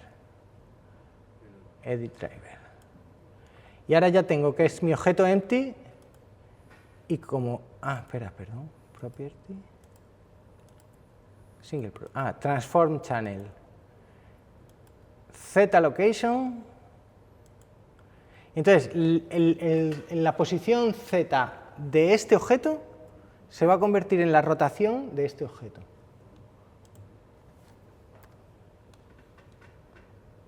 ¿Vale? Y yo aquí le puedo multiplicar por 0,1. Y he creado una expresión ahí que hace que esto vaya más suave. Pero donde he puesto la operación de este objeto, aquí puedo poner una propiedad simple, single property. Podría poner cualquier propiedad de un objeto. Puedo poner la diferencia rotacional entre dos objetos. Defino los dos objetos, me piden qué eje y que él calcula ya la diferencia de ángulo entre estos dos objetos, van a mover al tercero. Esto hay un montón de combinaciones que usa la gente que hace rigging. Tú tienes el manejador y con el manejador, cuando estiras mucho, esto sube y se aumenta el músculo, pues es un driver que calcula cuando el ángulo del brazo cierra de aquí a aquí, esto crece el doble, y cuando es de aquí a aquí, crece de acá, o no sé qué. Muchos de esos están hechos con estas técnicas de rigging con drivers. Entonces son un montón de expresiones que tú puedes poner a los objetos, entonces Blender te permite hacerlo con los huesos y con lo que no son huesos, porque todas las propiedades de Blender son susceptibles de manipularse con drivers. Igual que casi todas, prácticamente todas, también le puedes meter keyframes, en vez de hacer keyframes puedes hacerlo con drivers. Entonces, tú puedes desde el panel de OSC crear una variable y desde cualquier driver coger esa variable que está llegando por OSC y lo tienes en el viewport moviéndose el objeto según lo que entre por el OSC. No hace falta tenerlo, no hace falta darle al play, ¿sabes? Que es lo que... Ahora, eso viene con una contrapartida. Las probabilidades de que explote según lo que hagas, pero eso como con cualquier cosa en la que programes en live coding, si peta, peta. Pues claro, si como lo que he hecho yo antes, le digo que la carpeta es tal y que se pone a buscar, pues se lo he pedido, me lo ha hecho, pues peta. Entonces, depende mucho del proyecto, pero tiene mucha potencia para hacer muchas cosas. Otra cosa es si luego eso es interesante o merece la pena o qué, pero sí. Y de hecho ahí puedes hacer como un plugin, seguramente existan, que cogen y te borran toda la interfaz. Puedes hacer así y ponerlo así y separarlo en un viewport aparte y poner una ventana en la que borras completamente toda la interfaz y solo tengas el viewport y le quitas los gizmos y todo y tengas como un render y a lo que dé el IBI, que es el que renderiza en tiempo real y tal. Entonces también eso depende luego de los efectos y las cosas que haces. Y bueno, voy a volver un momento aquí. ¿Dónde era? Aquí. Bueno, esto ya lo puedo cerrar. Hay un proyecto chulo que quería enseñaros, que es este, y quería enseñaros también el último del Penpot. Entonces, esto es que me encargan una escultura de un nivel de un videojuego para una exposición que estuvo aquí en Madrid en el verano pasado, el anterior, en el ayuntamiento, en esta de la ciudad visible, que era una exposición sobre videojuegos relacionados, arte con videojuegos relacionados con la ciudad y tal. Entonces hay este videojuego que se llama Blockhood, que es un juego de construcción por bloques, así de arquitectura ecosostenible, en la que tú tienes como que crear ecosistemas que se nutran de, pues tienes generadores eólicos, paneles solares, tienes también estaciones petroleras, y entonces cuando pones estaciones petroleras y pones sistemas de extracción o carbón, entonces también te suben las enfermedades de las personas y tienes que poner médicos. Y entonces tienes que gastarte X pasta. Entonces, como un sistema, bueno, está muy guay el proyecto este y lo reseñan. Y a mí lo que me piden es, pues porque es una exposición para todos los públicos, digamos, pues una pieza que representa un nivel del videojuego. Y entonces, ¿yo qué hago? Pues la hago de cartón. No se ven estas, pero tengo aquí mi carpeta, ¿vale? Espera, la tengo aquí para enseñaroslo. ¿Y cómo lo hago? Pues con Blender, que es como todo. Entonces, aquí podéis ver unos ejemplos de los prototipos que voy generando, bueno, de que el diseño que yo he ido construyendo, y todas estas piezas son piezas que yo ya tengo con mis medidas, estos son cartón pluma de 1 centímetro, los otros son de medio, voy a crear los ascensores, voy a crear esta así, estos módulos son los módulos que he ido creando. Puedo sacar desgloses, puedo calcular los metros que voy a necesitar, puedo calcular los desplegados de los materiales que voy a necesitar para hacer todos los totales, puedo calcular por material distinto, estos son para las ventanitas translúcidas, puedo hacer los desplegados de los materiales para ver cómo voy a hacer los destroquelados, y lo hago todo con el Blender. Todo esto se ve así, que parece dibujo técnico, y es que hay un tema de Blender que es negro sobre blanco, que para sacar capturas de estas, pues le cambio el tema, me saco mis capturas y las guardo para hacer mis plantillas, son las plantillas, pero al final es un formato vectorial, son dibujos en 2D que yo los he modelado y algunos los despliego así, otros los dibujo ya un poco directamente. No, no lo he puesto a mano, esto es esto, mira. Esto es que hay un modo aquí que cuando selecciono una arista, Vale, lo de que te dé la data, ¿no? Aquí le puedes pedir edge length, edge angle, tal, y entonces los que están seleccionados, ¿ves? Me lo muestra. Claro. Entonces, para eso es interesante esto, por ejemplo, pues te vienes aquí a unidades y le digo, no, pero en centímetros. Y entonces lo trabajo en centímetros. ¿Vale? Entonces, bueno, aquí se ven pues todos los desplegados, luego también los planos para los montajes, pues esto se llevó a un par de exposiciones también y se desmontó y se volvió a montar. Y luego tengo aquí algunas fotos, que es la parte ya como muy loca, que es como construir esto, que era un cacharro así de grande. Y entonces tengo ahí en mi casa pues un montón de piezas.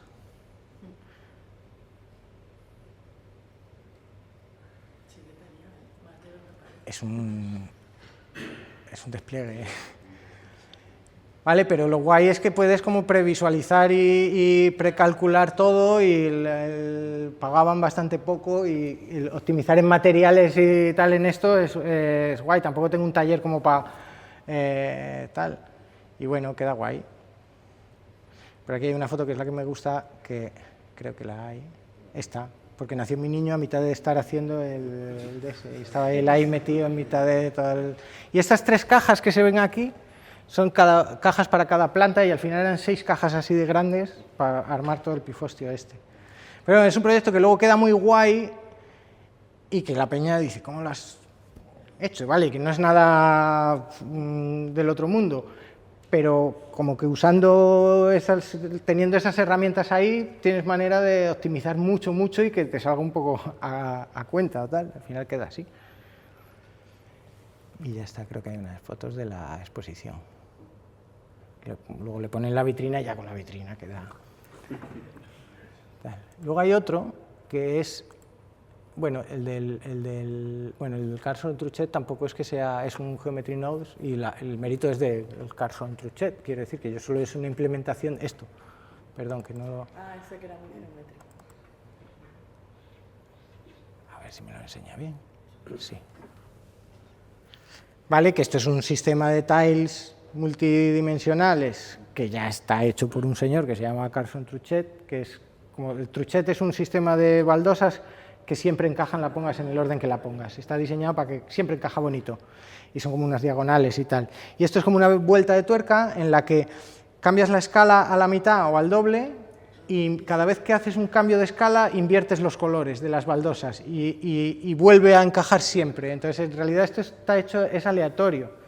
La parte, digamos, compleja que yo hice o que conseguí armarme con Geometry Nodes es coger una imagen en blanco y negro, posterizarla en varios grados de tonos y reticular una superficie según el tono. O sea, los claros tienen áreas, es como que hago una grilla, hago una retícula, pero no todas las caras son iguales de grandes, sino que las que tienen blancos son más grandes, las que tienen más detalle son más pequeñas, entonces como que se va segmentando cada vez más pequeño, y en cada uno de los tiles, según el tamaño que sea, se va poniendo los tiles positivos o negativos. Y el Truchet, una cosa chula que tiene es que la verdad es que es una cosa muy chula.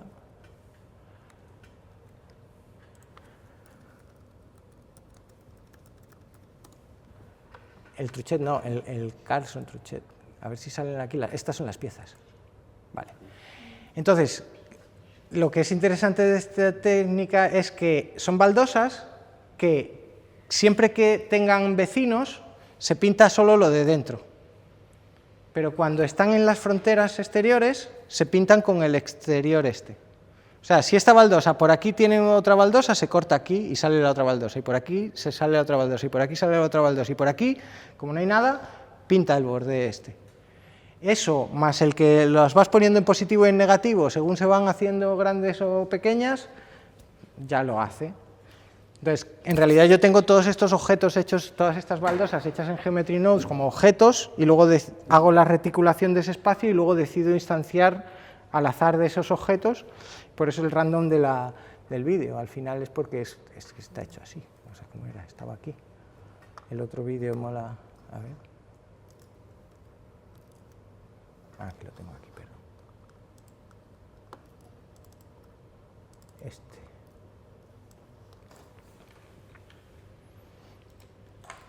¿Veis? Entonces, donde tiene más detalle del negro están más pequeños, donde están los blancos más grandes está más grande. Al final es un posterizado, al final tiene unos filtros, es un shovel de estos para detectar bordes, para que lo saque, no es realmente un posterizado a secas. Pero luego, el que vayan mutando es simplemente porque cada X tiempo cojo un set distinto aleatorio de los tiles esos y se vuelve a generar. Entonces, Pero el set son los 9 que has visto. Esos que has visto, sí. Esos son esos 9 en positivo y en negativo. Sí, y en positivo y en negativo, conforme van haciéndose pequeños. Vale. Y luego, pues esto. Que digo yo que es como... Esto lo hice en octubre del año pasado. Y es un mapping interactivo en este mural, que esto mide 4,5 metros por 2,5 metros, esos cajones que hay ahí, que está hecho con Blender y Godot. Entonces, con Blender está hecho todo el modelado, bueno, aparte de muchos contenido de mapping de dentro de la pieza, el propio diseño del mural, que ahora os voy a enseñar aquí. Bueno, os voy a poner el vídeo este. Un momento. HDMIs.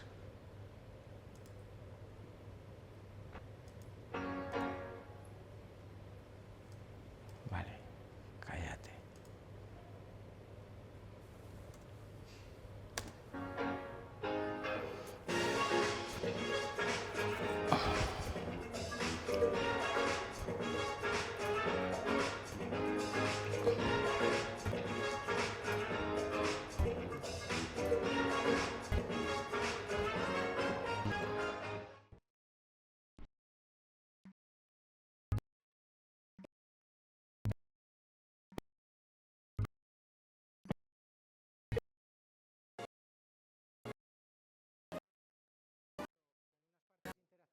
Un juego de cazar lápices que aparecían para un evento de inauguración de un congreso de Penpot, que es un software, el software este de diseño y tal. De hecho, esta es gente de la Fundación Blender y de Godot jugando, y Antonio, el último. ¿Lo habéis visto? Sí. Tú estuviste también allí y tal, y tú. Vale, entonces, esta pieza... Pues una parte interesante que tiene es esto. Bueno, aquí tengo un artículo en mi página como explicando tal. El encargo es de una empresa de software libre. Estaban muy interesados en que lo hiciera yo porque trabajo con software libre, y parte del encargo era también como contar cómo está hecho y visibilizar el que está hecho con software libre. Algunas partes de código se publicaron. El mapping está hecho con un software que me he desarrollado yo en Godot para hacer las distorsiones del mapping, y todo el mapping se lanza desde ese Godot, que es esto que se ve aquí, bueno, el prototipo primero. Vale, y aquí cuento un poco, aquí se ve lo que está. Me hice un escaneo fotogramétrico para encajar la pieza y poder hacer bocetos de trabajo para presentar el proyecto, que es una de las cosas que, bueno, si iba a enseñar, os lo enseño con esto. En el Casanavas, en otros muchos que hago la técnica, pues cojo de referencias o del Google Maps, que hay estas maneras de capturar los modelos 3D de Google Maps para poder sobre esos medir y poder hacer los cálculos de ópticas y de tal. muy loco, porque tienes que usar una cosa que se llama RenderDoc, que es un debugger de la tarjeta gráfica y que te permite a mitad de la visualización en la pantalla capturar el objeto y exportarlo. Y tienes como que instalar unas versiones concretas del... Eso es la manera que conozco, pero... Vale, presento el proyecto. Aquí hay también cosas sobre el diseño. Este es el diseño este es el logotipo de la empresa, y entonces, pues, toda la base de los objetos del hexágono regulares, porque me encaja con eso. Y entonces esta es la parte que quería contaros. Mira, está hecho, porque bueno, toda la parte de, vale, he hecho contenido en Blender para un mapping, hasta ahí es lo habitual que se hace, ¿no? Como he diseñado la superficie esta para que la construyan en cartón ondulado, para que sea biodegradable, porque en este tipo de eventos luego se tira todo a la mierda y no tal, y por lo menos quería que por lo menos sea un poco sostenible, ¿no? Entonces, también porque bueno, me gusta hacer cosas de cartón y de papel y de tal. Entonces, me diseñé estos módulos con Geometry Nodes. Todos estos elementos, solo tengo un objeto. Y hay una variable para decirle si quiero que me haga el recorte este o este del otro lado, o si quiero que me lo haga completo, y según en qué hilera está, va cambiando el grosor, ¿vale? Esto es una prueba de 1 metro, como a escala del mapping, que la hice con una impresora de corte y tal. Entonces he hecho los bloques a este tamaño, luego los bloques finales son de 70 centímetros de ancho, y los imprimieron en una cartelería y tal, y puedo hacer como todo el prototipado y tal. Aquí tengo como un ese de cómo está hecha la pieza y cómo he usado yo Blender para diseñar un proceso que va a acabar en imprenta con un sistema de corte. Entonces, los bloques de Geometry Nodes me permiten modificar para hacer distintas pruebas de profundidad para llegar a la decisión final. Los caps de los bordes para los recortes. Y aquí se verá, si se gira, si os fijáis, cada vez se va haciendo más estrecho. Entonces, según el nivel al que lo pongo, yo le puedo variar va variando ese grosor. De manera que yo puedo usar este modelo para hacer pruebas de perspectiva o de tal desde el Godot o desde el otro sitio y ya tomar una decisión sobre ese resultado final. Aquí utilizo, voy a parar un momento porque es un plugin, hay un plugin de Blender que es el Paper Model Exporter, que sirve para sacar troquelados típicos de estos recortables de papel. No está hecho para grosores. Entonces luego he modificado, entonces yo saco esto de mis plantillas y lo convierto a esto, que son las lengüetas con grosores, dependiendo de los grosores del material, porque esas lengüetas, para que encajen y todo quede funcionando, pues tienes que tener en cuenta que esto ya mide medio centímetro de grosor, ¿no? Entonces, cuando esto pliega, esto tiene que tener una solapa. Bueno, si veis como los troquelados de estos de packaging y tal, utilizan este tipo de cosas. Esa parte la hice en Inkscape, una vez que ya tenía ya las dimensiones concretas de lo que yo quería y estaba trabajando y tal. Perdón, ¿qué pasa aquí? Ahí. Vale, esa parte ya la he hecho en Inkscape, después de pruebas y tal, pues ya lo tal. Aquí se ve un poco cómo es ese proceso, porque tampoco es como súper sofisticado. O sea, es más la parte de conocer la técnica de packaging de este tipo de lengüetas y tal, pero...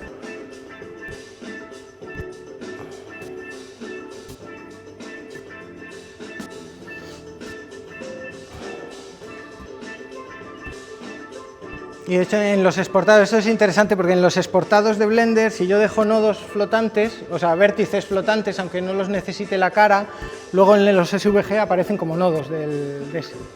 Entonces yo dejaba, por ejemplo, si de este lado tengo una lengüeta y del otro lado tiene que haber la solapa que encaja esa lengüeta, yo aquí dejo unos vértices a la medida.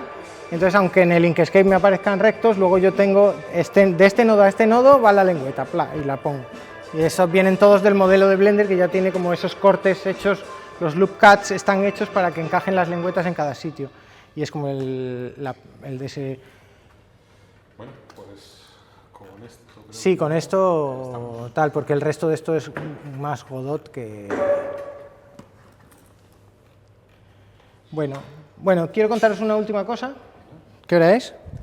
No voy a tardar, no voy a tardar. No. Hasta que no nos escuchen podemos Vale. Pero este espacio... A ver. Este espacio está patrocinado por Astur Nazari. A ver, hay un proyecto que me apetece hacer desde hace un tiempo. Últimamente no he tenido mucho tiempo todavía de armarlo y tal, pero sí que voy teniendo pequeños avances. Bueno, algunos habéis estado en algunos talleres que he hecho yo durante todo este tiempo que vengo haciendo cosas. También hago talleres y hago formaciones y he dado clases particulares y tal. Entonces, bueno, estoy disponible para, si alguien quiere aprender Blender o quiere tener un tutor o un mentor para que le ayude con una ruta o un tal, estoy disponible y me podéis escribir en la página web, hay una hoja de contacto y tal. Pero aparte, últimamente se están dando las cosas de manera que tengo disposición de un local aquí en Madrid para poder hacer sesiones o talleres presenciales, que muchas veces están más guays, aunque está como muy denostado, y además ya os digo que hace 10 años era más fácil armar un taller, moverlo para promocionarlo, y hoy en día es una locura entre los cursos online y todas las cosas que hay, es tal, y los precios de los locales y tal. Entonces, bueno, hay un proyecto que a mí me gustaría poder armar, y entonces que sepáis que existe, que lo tengo en la cabeza, que se puede hacer, que ahora tengo más posibilidades de hacerlo porque tengo un colega con un local con disposición para hacerlo un martes al mes, o algunos se podrían hacer fines de semana también o tal, que es un tipo de formación que yo lo quiero llamar el gimnasio Blender. Y puede ser gimnasio Blender y puede ser gimnasio Blender y Godot, porque en el fondo yo ahora trabajo muchas de estas cosas y a la gente de realidad virtual les puede interesar también eso, y puede ser un poco más abierto o menos, pero es un tipo de formación como en un gimnasio. Quiero decir que tú pagarías una cuota relativamente, está por establecer, pero básicamente al que le interese que me diga, me parece interesante, quiero saber más, si se arma o tal, y de paso me decís cuánto cuesta el gimnasio de vuestro barrio. Porque la idea es algo así, que no sea una formación cara de tal, pero tampoco es una formación que a mí me requiere hacer una planificación previa, sino trabajar en el momento cada uno con su proyecto. Y que tenga mucho de trabajar con los demás. O sea, que hibridar proyectos o mezclar las cosas, o que cuando le enseñe a él lo que él necesita en su proyecto, tú que estás allí, eso aparte la escuchas o no la escuchas según quieras, como cuando vas a karate y hay distintos niveles, ¿no? Entonces, me parece un formato interesante y tengo cierta posibilidad de armarlo. Si surge un mínimo de interesados, 4 o 5 personas, a lo mejor se puede hacer, ¿vale? Entonces, bueno, quería que lo supierais porque... En el fondo, una de las maneras de aprender es estar compartiendo con otra gente que está aprendiendo esas cosas, y hay una guía o un tal, pues... Directamente cuéntalo en el canal de Discord. La idea es que lo quería haber preparado como un poco más, porque es una idea que viene un tiempo rondándome, pero no he tenido tiempo como de poner aquí un tal, pero lo volveré a tal. Y si tienes algún formulario online o algo que cuente un poquito, claro. Te va a tocar armarlo, nos lo pasas y lo metemos también en el Telegram y lo movemos un poquito. Sí, es lo que digo, que no he tenido tiempo de armarlo porque acabo de salir del otro curro, bueno, la vida y tal, pero bueno, hay esa idea, y también es como desde hace poco lo del colega este y tal. Entonces, bueno, pues ya está. Pues ya está. Pues muchas gracias, espero que os haya sido interesante y útil. Y ya eso es todo lo que tenéis que saber de Blender, ya está. Ya sabemos Blender. ¿No?